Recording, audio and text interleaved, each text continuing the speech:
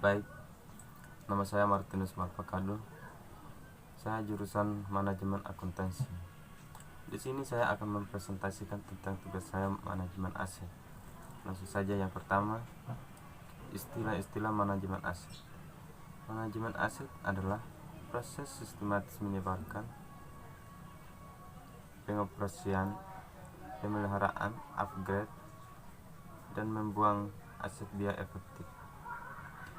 Istilah ini paling sering digunakan dalam dunia keuangan untuk menggambarkan orang-orang dan perusahaan yang mengolah investasi atas nama orang lain.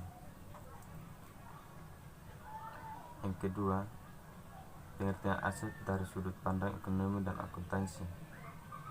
Semua kekayaan yang dimiliki oleh seseorang atau perusahaan, baik berwujud maupun tidak berwujud, yang berharga atau bernilai yang akan mendatangkan manfaat bagi seseorang atau perusahaan tersebut. Ketiga, tujuan manajemen aset. Yang pertama, untuk dapat memastikan status kepemilikan suatu aset. Kedua, untuk bisa menginventarisasi kekayaan dan masa pakai aset yang dimiliki. Ketiga, untuk bisa menjaga agar nilai aset tetap tinggi dan memiliki usia yang hidup panjang. 4. Untuk dapat meminimalisasi biaya selama umur suatu aset. Kelima, untuk bisa memastikan suatu aset dapat menghasilkan keuntungan untuk yang maksimal. 6. Untuk dapat mencapai penggunaan dan pemanfaatan aset secara optimal. Yang ketujuh, untuk keperluan dari pengamanan aset. Kedelapan, sebagai acuan di dalam penyusunan neraca dalam akuntansi. Yang keempat, ruang lingkup manajemen aset. A.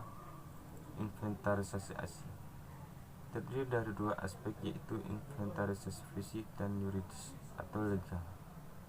Aspek fisik terdiri dari bentuk, luas, lokasi, volume atau jumlah, jenis, alamat, dan lain-lain. Sedangkan aspek yuridis adalah status penguasaan, masalah legal yang dimiliki, batas akhir penguasaan, dan lain-lain. B.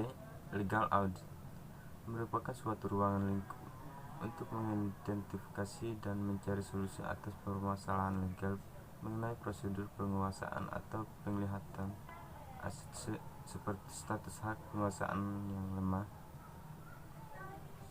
aset dikuasai pihak lain, pemindah tanganan aset yang tidak termonitor, dan lain-lain. C.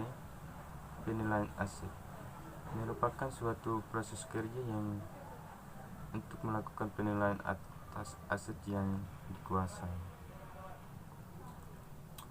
D.